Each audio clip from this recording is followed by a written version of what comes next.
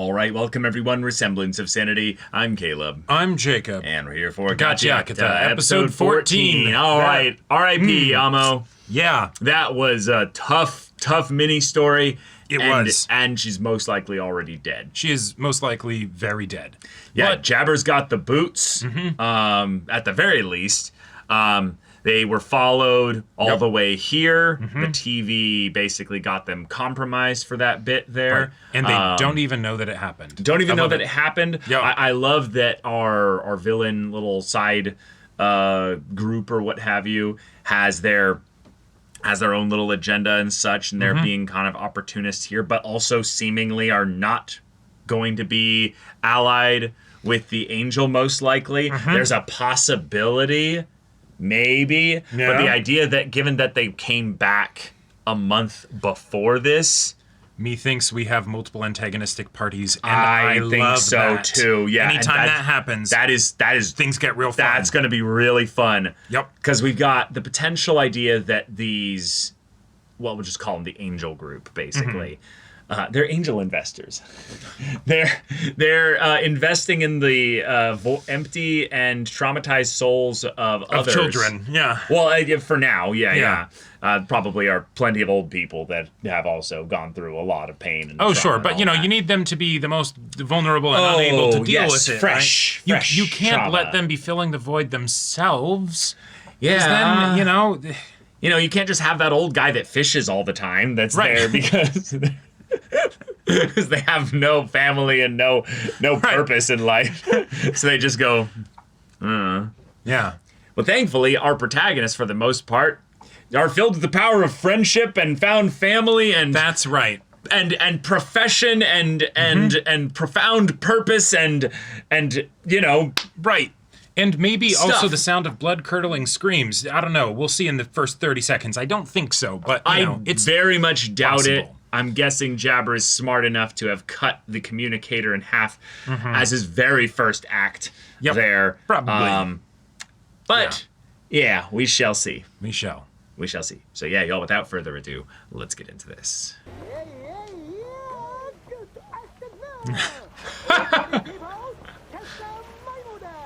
A newscaster, all right.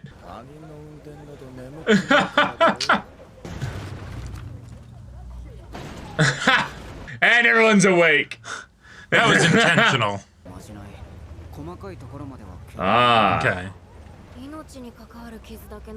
Yeah. Gotcha. You guys are still banged up pretty bad. Yeah.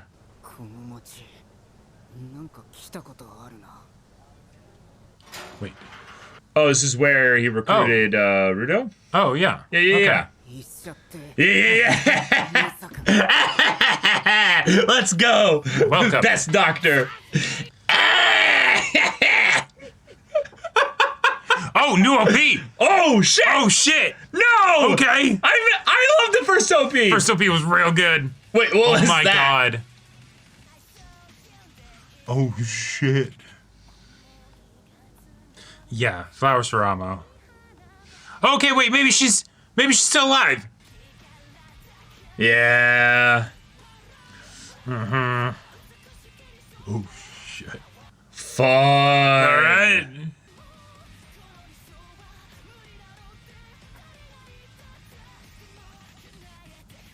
Okay, we got the face. Sick, yeah.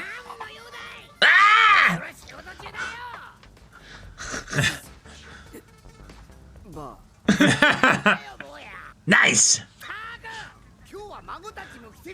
Wait. Which of these is your grandkid? I need to know. I need to I know. have a theory. Is it Engine? No, I think it's Zanka. No. Right. Delmon, maybe? Oh! Oh, shit.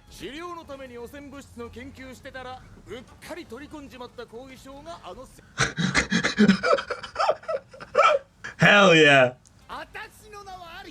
Alice! Okay. Alice Stilza. Fantastic.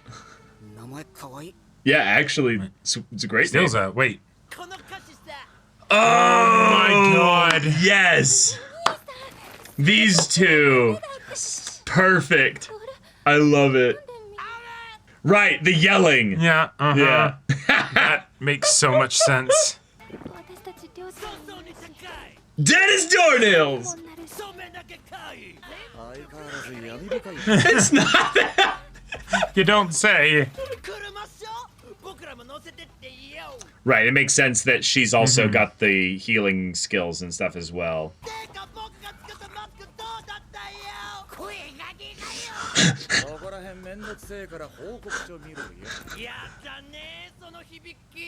God damn it. He did not at all inherit his grandmother's condition. No. He just does it because he likes it. Right.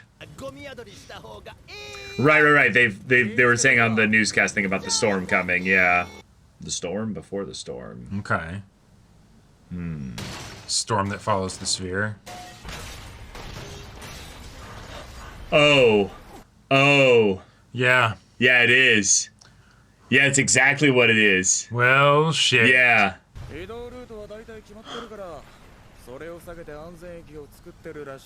Wow. Okay. I can't begin to imagine, yeah.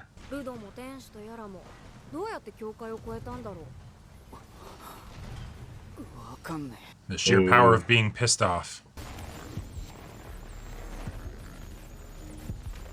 The eye.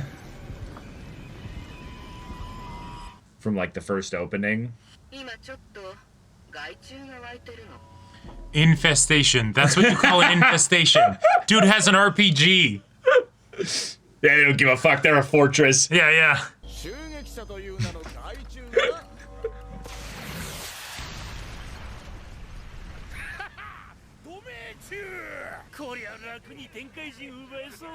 You probably should have sent the shot through the window.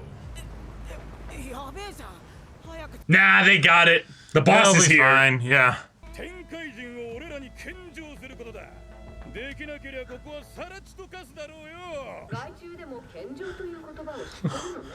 Damn.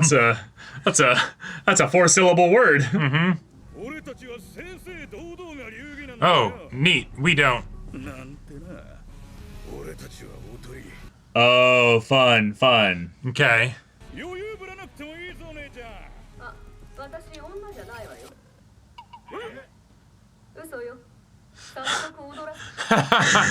Ah! The buzzsaw broke. Yeah. Yeah, look at it. Yeah. Damn. So kindly, fuck off. From the invincible shut-in. Oh my gosh, yes. Incredible. That's incredible. Yes. Yes. Oh, walk, girl.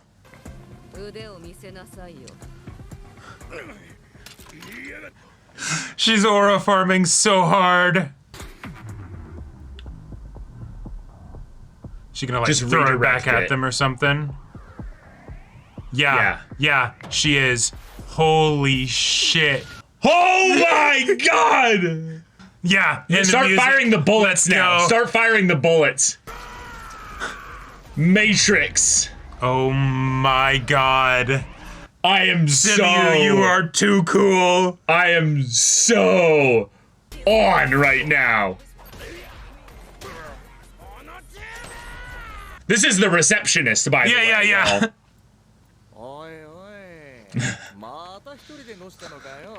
You know, we have people for this.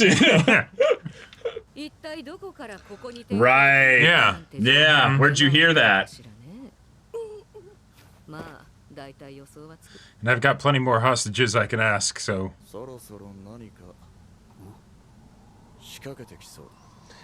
Oh. This was just the advance force, just right. something to Just a get your test of their attention. defenses and stuff. Yeah. Yeah. 今日もこの洒落た店ダンダルスで日頃の疲れを癒している洒落た飯洒落た店員奴らもここの常連だギバーとかいう一つのものに依存してる依存症の奴らあの上品そうな野郎 Well bred. 目つき悪いしあの可愛い子も目つき They all have nasty looks in their eyes. Oh. He has an even nastier look, yeah. It was like, I'm. The POV of this random civilian here. I love it. What? These faces. And just the lizard hand just hanging out of the soup. I love that the food looks this gross when they have literal burgers. Right. Not here, though. Yeah. This is special food. Like, this is really good food.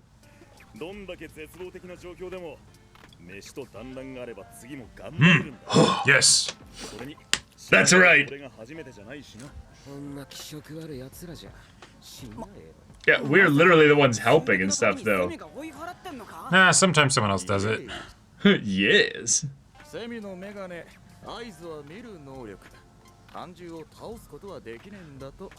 Ah, okay. 大事なものを存分に使いたい人間なら攻撃型。逆に傷をつけたくなくて保管したい人間なら防御型になる。Cool. It's just more optimal that way. Yeah. Because their object, they don't want to have their object interacting with another soul. It's like they don't want to get dirty, you know? Right. We got our Chuni. The ones that don't ever want to be separated from their object. Yes. Oh my god. Fantastic. The actual weirdos. Yes, Yep. let's go. It's a baby.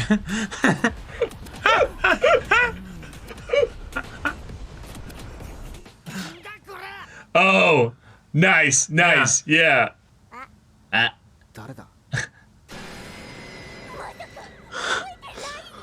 Nope, not at all. Yeah, there were a I lot of people assumed there. so, but... Oh my god, of course that's your name. Yes. Dear Santa.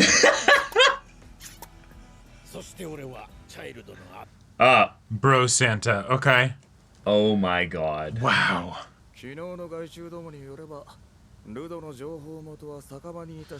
Oh, so we're baiting those people Right. then. And we have two people here with dark cloaks. Right. I wonder. I'm kind of a Mothra fan myself. The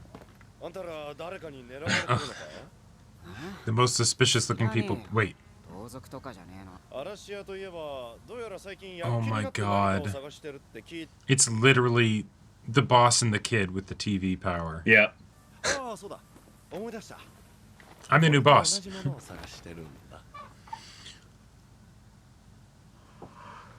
Dude! My god. Dude!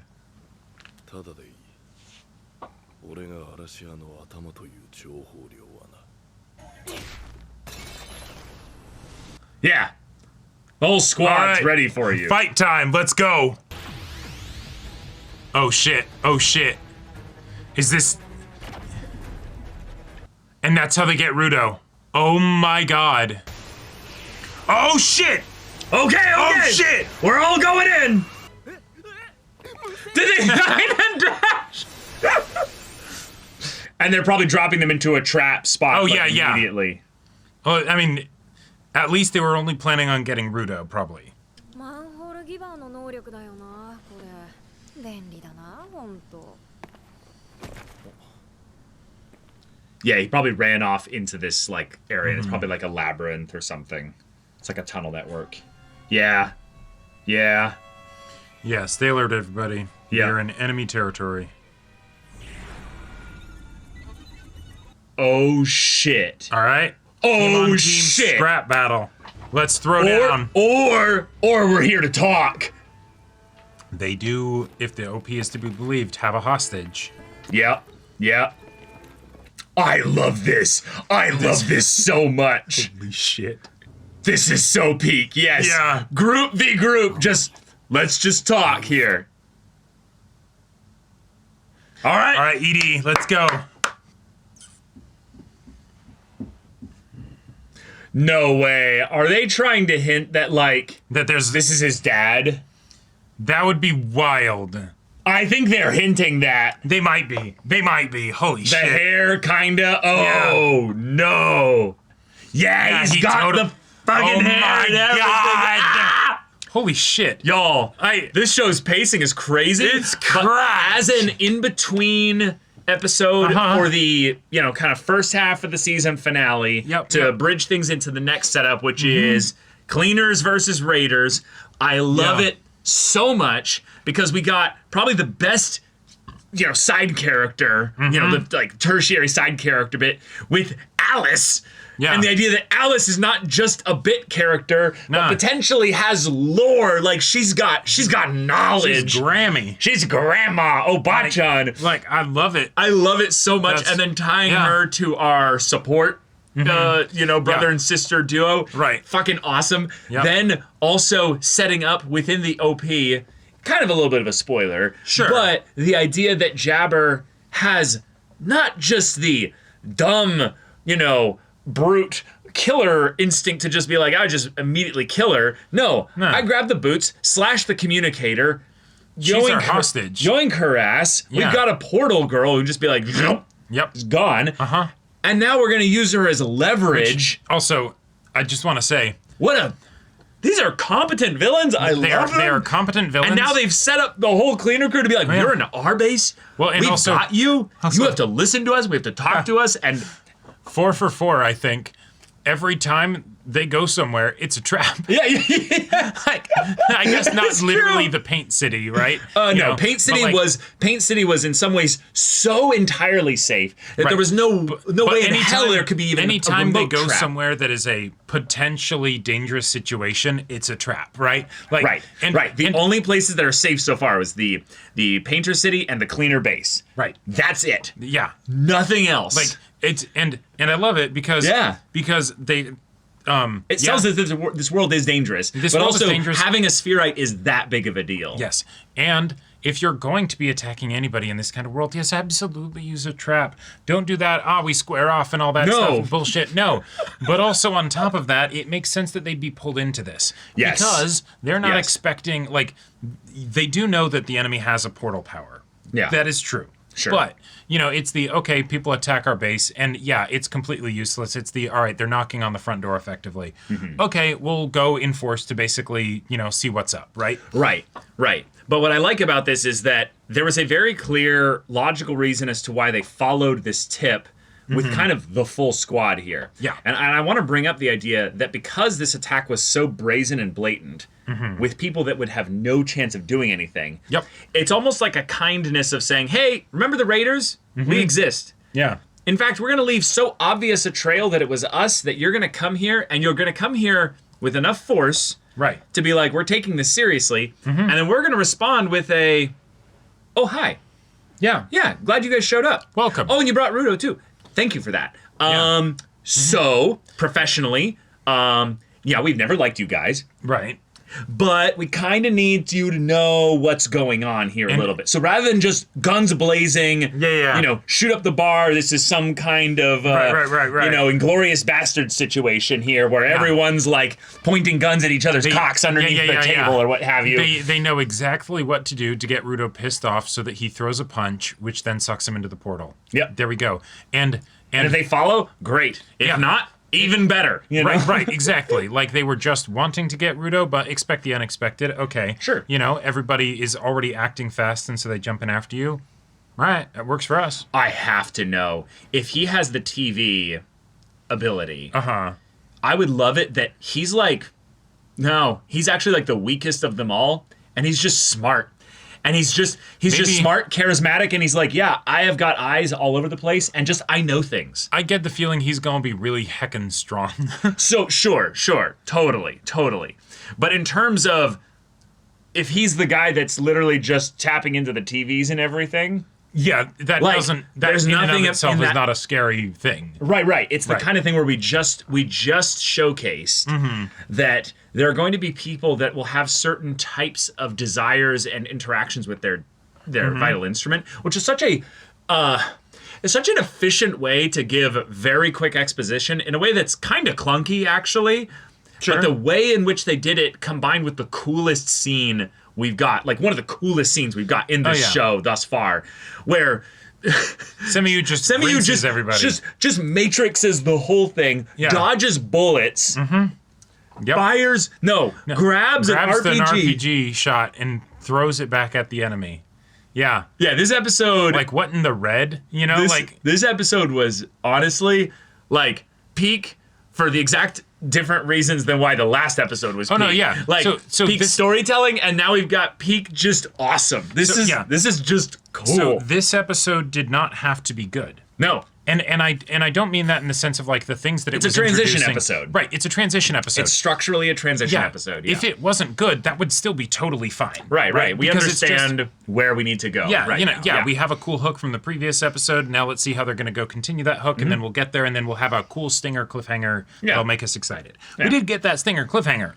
We did. But the episode itself was also kick-ass, right? Yeah. And the fact that it's this kind of stinger cliffhanger that basically says, hey, that plot thing that we thought might be the way that we would follow up on stuff from the previous episode, no, we're actually not doing that because Raiders are here, and so they demand our attention. And now we're not going to do the layers of the tropes that they basically are like adhering to while also cutting past so much of the bullshit. It's all right, we have a kidnap rescue arc. Cool. Yeah. We have a bunch of different powerful people that you'll have to fight through in order to get them back. Cool. This is like stereotypical Shonen Jump. Oh yeah, end of season 1 kind of stuff. But we are going to do you the kindness because it also does make sense for us ourselves to do it. To just yoink you to Hueco Mundo all together. We're all going to be here, right? Like, it's, all right, let's talk, you know? Yeah, like this might split up in 2 episodes into... Sure. Everyone is in different places conveniently fighting another member of the Raiders. Yeah, possibly. Showcasing their powers or what have you. But it could get that stereotypical here. But it could also be predicated upon an episode of a very tense conversation. Which could then give value to the potential group v group fighting. Oh yeah, that happens afterwards. And on top of that, they're still in the situation where none of our protagonists know where the fuck they are. Nope. They don't have any reasonable way of actually getting out of here. Nope. Right? This could be like we know what they can do. Yeah. All of them are basically simple frontline fighters. Right. Now I will say some new characters that were introduced. I will say, yeah. I want to know what Binky does, but Binky is potentially probably going to be like one of the most OP here. That's my guess. But my actual hope is that our Fantasia here is going to actually transform into a fucking kaiju, erupt out of the ground, style, and and actually be their escape plan. This cavern is gonna seem all too small very quickly. I think. Yeah, I think so too. I am very here for that. Also for the, engine and the boss swinging their dicks around and being like, oh no, I'm hitting the tunnel with my massive throbbing cock, as I'm too cool and badass for this. Meanwhile, Zanka actually doing better than both of them. Yes, absolutely. Yeah, because, we know he's hung. That's just the way it is. Right. Bro has literally a rod. Also, this gives us opportunity for more shit talking between Jabber and everyone else. Oh my god. It's like, Jabber, we're gonna have to beat your ass again. Oh, I like it. Yes. Yeah. Like I'm here for a good time. I'm obviously following orders, but we'll get to that eventually. Guys, chill, Daddy, chill a little bit first. Please. What in the hell is even that? Yeah. Oh my god. I'm so ready. I'm so ready. Because you're right. This is absolutely the stereotypical setup here. But that being said, the motivations being that Rudo is important. Yep. And they know that not just because, Rudo's here. Yeah. But also they know the value of the devices. The armaments, whatever these things are. The series, yeah. The series, yeah. And the fact that Rudo has one, I think will lead to some very interesting conversations because I'm going to go out on a tiny limb here. There's a whole deal, I believe in the very beginning of the show, with regards to, who was it? What, like Rudo, breaking into a trash area? Well, no. Was it like who his family was? His father? Yeah. His father was a murderer. Like son. His father was a murderer. Yeah. And then what they did with him was they sent him they sent him down basically, right? Oh yeah, the whole idea that it seems like they're drawing a connection in the ED between Rudo and the leader. And Well, he also kind of looks like he does kind of look like him. Kind of looks like him a little bit.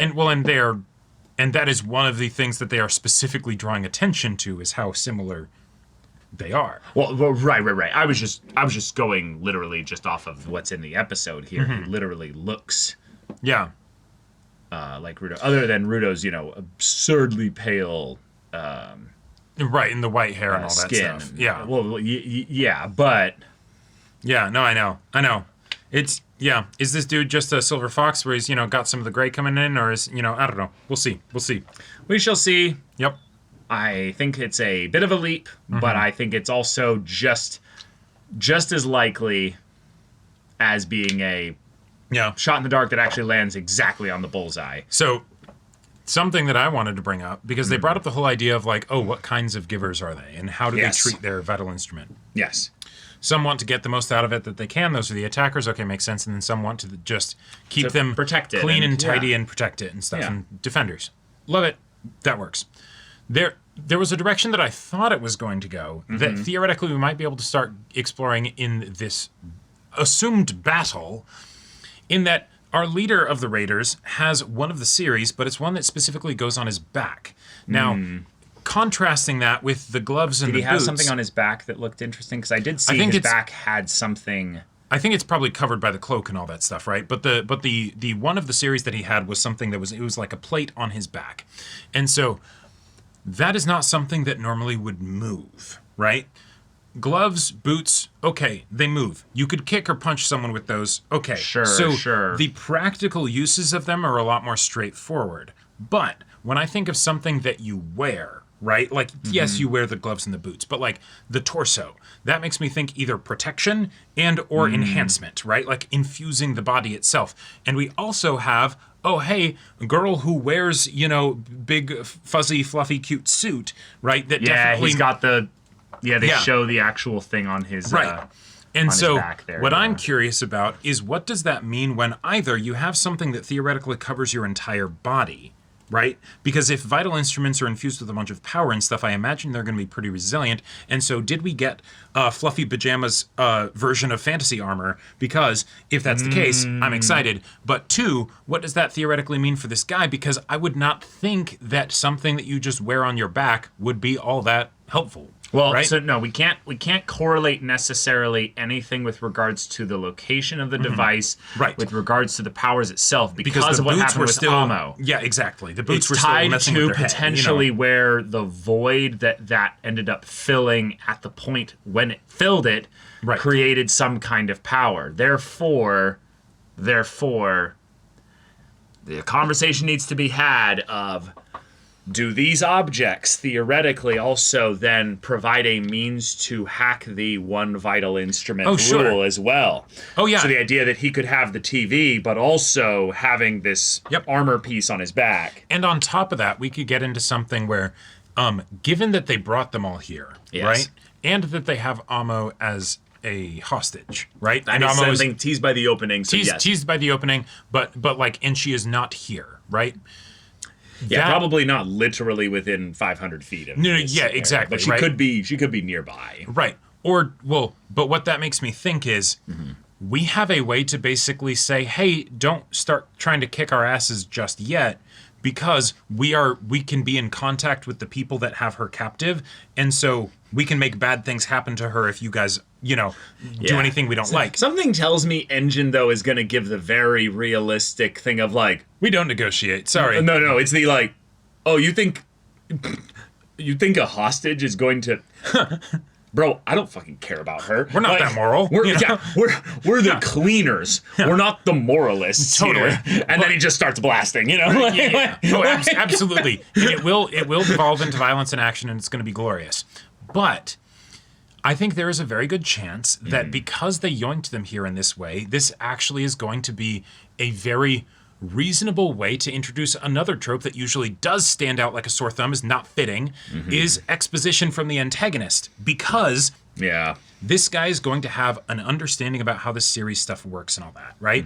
At least a little bit. At least a little bit. Yeah. And given that it's also connected to people up on the sphere and stuff, there is a possibility that he might be like, hey, by the way, you don't understand that thing that you have. I will trade you. Yeah, right. Like, there are all sorts of things. Knowledge. And it could be I don't actually necessarily have to be your enemies. No. I was interested in Rudo because he's a spherite, and, but it's really that I want his thing, right? And now, you don't necessarily know that it's Rudo's like, I can't actually give these up. If I do, I'm going to be in excruciating pain for the rest of my life. No my shot. My guess is also what he's going to say is that we have bigger problems out there. Mm-hmm. And so I needed you all to take us seriously. Right. To let you know that little attack we did there was basically just a saying hello. To say hello, but also that we're all kind of in danger. Right. That's also something where I don't know if they I don't know if the Raiders necessarily have the same kind of dynamic effectively as the Cleaners, where it's like we're also our own found family. Sure. And we don't fuck with them, but we have our own purpose and things like that, which is basically to survive, and we provide a thing for that. But people just call us the Raiders. We're not the Raiders. We're just another regular group of people trying to survive in the apocalypse. Sure. And yet you guys always paint us as the bad guys when it's just like... Just because we tried to kill you a few times. I mean, come on, No, totally. But it's literally everybody else does the exact same thing.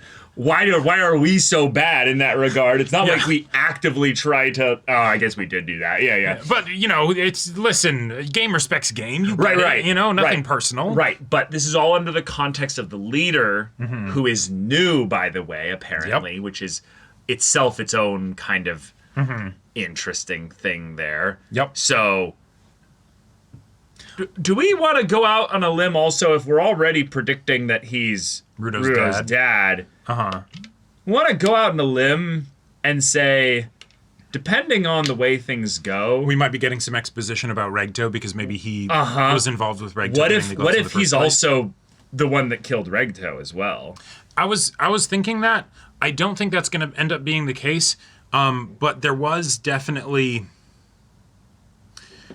I don't think so. It crossed my mind too, but I think it's going to end up being something different because the fact that this guy is working with an established group that's established on the ground and all that stuff, I feel like it makes more sense for that to be a different person. Maybe. I think the thing that's scary about this guy is that if he is the TV user, basically, is that there's a possibility it's not just a means to see things, but it's a means to communicate, and thus he could theoretically have access to stuff on the sphere, on the other side of the barrier, of the border. Yeah, and that could be one of his things where he's like, also, just by the way, I am potentially very valuable as an asset, so, Then I think we need to talk about this. Yeah. In the opening, we have something very evocative, very weird, very terrifying.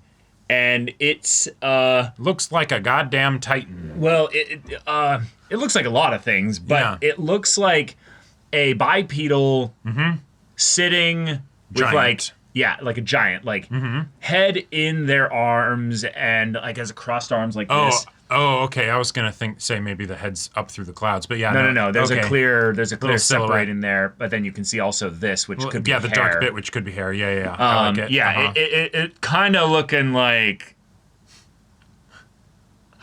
just kind of a really like terrifying. Makes me think of Attack on Titan. Yeah. In a very specific way, which I don't want to go into details about. Just some rumbly and the tumbly. Yeah, exactly. Yeah. But the idea that if this is a manifestation of something that is the curse growing inside Rudo, that could be interesting. But yeah, something to think about. Yep. Just very, very wild. So then this mask here, the one in the background here, right, with the yellow eyes and it looks like teeth stone and all that stuff. Yeah. Here, I just want to go back then to the point when... Okay. Yeah, I think it's different. Yeah, it's very different because they had some kind of bandage covering the mouth part. Mm-hmm. But if we go back to the part of the when angels they show up. Yeah. Showing up. Yeah, I just wanna see like, so no, very clearly different. Very much like basic mask. Like all masks have their own unique little looks and stuff, but just it's a mask for breathing down here. Right. I was just saying because this one here, now we can actually see their mouth part. Yeah. Mm-hmm. Okay, cool. Yeah, so very clearly different. Yep. But yeah. Also, what a tight episode with all these things jam-packed in there. Also, very good thing that the, healer and, builder did not decide to hang out with the party and, in fact, left early because I don't think they would fare quite so well in this environment. Yeah. Well, right now, they outnumber them. It's 5 on, what? 5 on 7. Yeah. Yep. God, and the squad-on-squad shot just goes so hard. Yeah, I feel like I've seen something like this is like an iconic like reference, like kind of stare down shot. Oh yeah, just the indignant looks and everything. It's it's Marvel Civil War, Yeah, and Jabber just chewing up the scenery with that shit-eating grin on his face. Like, I'm ready. Zongo, we get to finish our fight. Yeah, exactly. Like, no. Don't get to sneak up on me this time, bitch. Right, exactly. But all right, y'all, thank you so much for watching this episode's reaction and discussion. If you want to see the next episode's reaction and discussion right now, though, go check out the link in the description below for our Patreon. You get on early access there. You can watch full-length timer reactions there, and all this comes with Discord access, so you can chat with us in the community there about this show, about anime in general. Also, be sure to check out our Twitch channel, see if any of that interests you. We'll see you there. But until then, we're Semblance of Sanity. I'm Caleb. I'm Jacob. And we'll see you all next time.